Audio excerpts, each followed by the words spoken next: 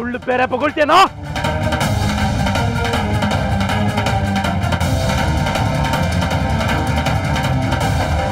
ಮಗುಗೆ ವಿಷ ಹಾಕಿರೋದ್ರಿಂದಾನೇ ಅವಳು ಮನೆ ಬಿಟ್ಟು ಹೋಗಿರೋದು.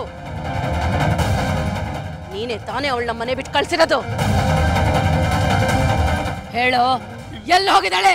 ಇಲ್ಲಮ್ಮ, ನೀವು ಮನೆಗೆ ಬರೋಕ್ ಮುಂಚೆ ಅವಳು ನೋಡಕ್ಕೆ ಯಾರೋ ಬಂದಿದ್ರು.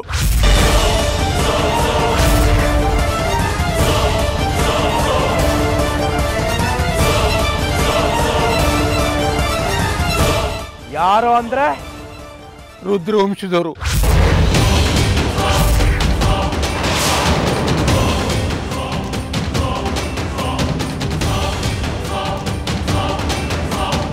ಪ್ರತಾಪ್ ವೃದ್ಧ ಬಂದಿದ್ರು. ಅವರೇನೋ ಮಾತಾಡ್ತಿದ್ರು, ಅದೇನು ಅಂತ ನಂಗೆ ಗೊತ್ತಿಲ್ಲ.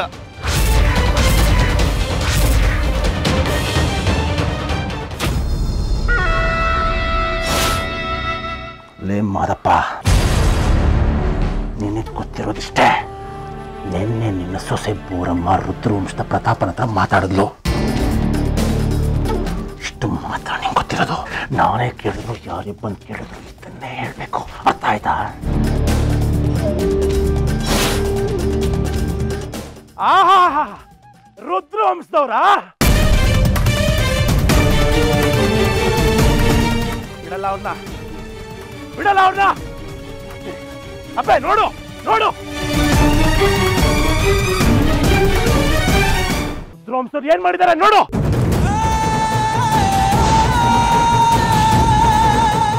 ಇಷ್ಟೇ ನನ್ಗೆ ಗೊತ್ತಿರೋದು. ಬೇಕಾದ್ರೆ ನೀನು ಸಾಯಿಸ್ಬಿಡಿ. ನನ್ನ ಸೊಸೆ ಮಾಡಿರೋ ತಪ್ಪಿಗೆ ನನ್ನನ್ನು ಕೊಂದ್ಬಿಡಿ ಅಮ್ಮ.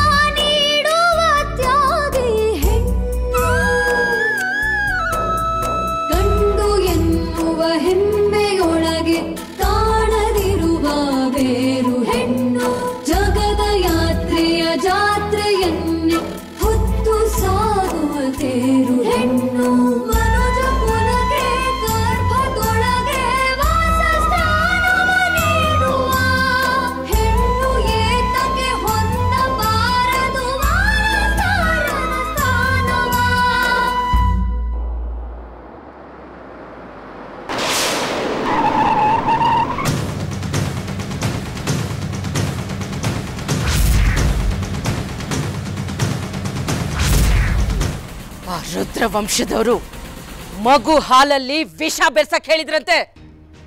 ದ್ರೋಹಿಗಳು ನನ್ನ ವಾರಸ್ದಾರನ್ನ ಕೊಲ್ಲೋದಕ್ಕೆ ಉಪಾಯ ಮಾಡಿದ್ರಂತೆ.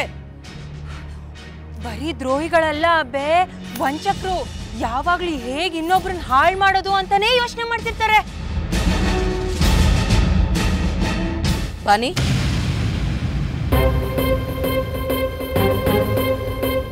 ಭೀಷ್ಮಗಳೇ, ಆ ರುದ್ರವಂಶದವ್ರಿಗೆ ಏನು ಉತ್ತರ ಕೊಡಬೇಕಾಗಿತ್ತೋ ಸರಿಯಾಗೇ ಕೊಟ್ಟೆ.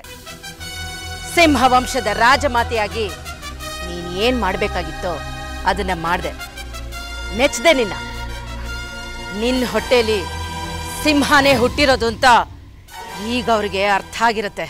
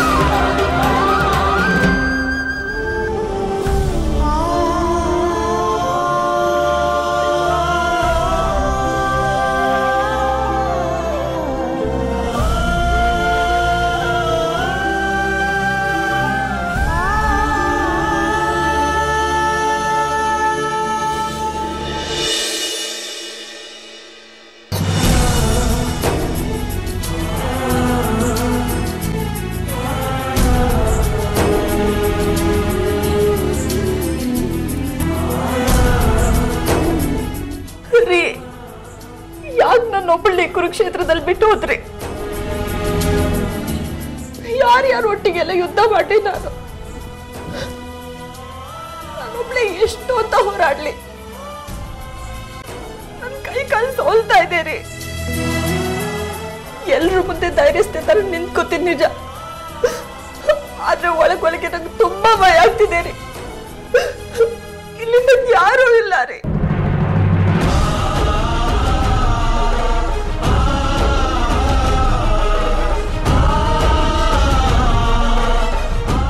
ಹೇಗ್ ನಿಮ್ ಕನ್ನಡ ಉಳಿಸ್ಕೊಳ್ಳಿ ನಾನು?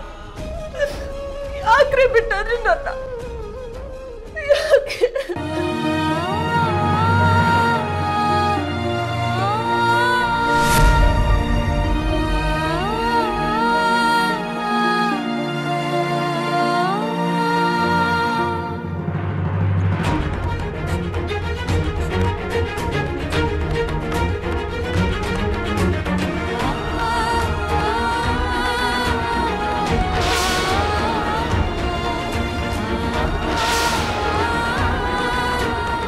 ಈ ವಾರಸ್ದಾರನ್ನ ನೀನೇ ಕಾಪಾಡಬೇಕು. ನೀನು ಮಾತ್ರ ಕಾಪಾಡೋದಕ್ಕೆ ಸಾಧ್ಯ ಮಗಳೇ. ಕಣ್ಣು ಮುಂದೆ ಇರೋ ಶತ್ರುಗಳಿಂದ ಕಾಪಾಡಬಹುದು, ಆದ್ರೆ ಬೆನ್ನು ಹಿಂದೆ ಇರೋ ಶತ್ರುಗಳಿಂದ ಕಾಪಾಡೋದು ತುಂಬಾನೇ ಕಷ್ಟ. ಎಚ್ಚರ.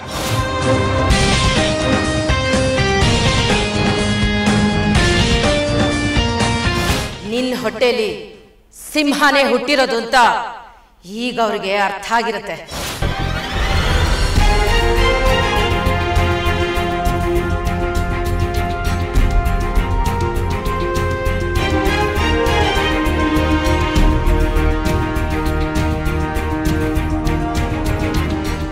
ಇಲ್ಲ, ನಾನು ಅಳಲ್ಲ, ಅಳ್ಬಾರ್ದು.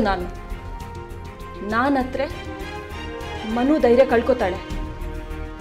ಇವಳು ಯಾರ ಮುಂದೆನೂ ಅಳ್ಬಾರ್ದು, ಧೈರ್ಯ ಕಳ್ಕೊಬಾರ್ದು. ಯಾರು ಇವಳ ಕಣ್ಣಲ್ಲಿ ಒಂದು ಹನಿ ನೀರು ಕೂಡ ಹಾಕಿಸ್ಬಾರ್ದು. ಅಷ್ಟು ಗಟ್ಟಿ ಆಗ್ಬೇಕು ಇವಳು. ಮನು ನಮ್ ಗಟ್ಟಿ ಆಗೋ ಹಾಗೆ ಮಾಡಬೇಕು. ಮೊದಲು ನಾನು ಗಟ್ಟಿ ಆಗ್ಬೇಕು. ಆಗ್ತೀನಿ.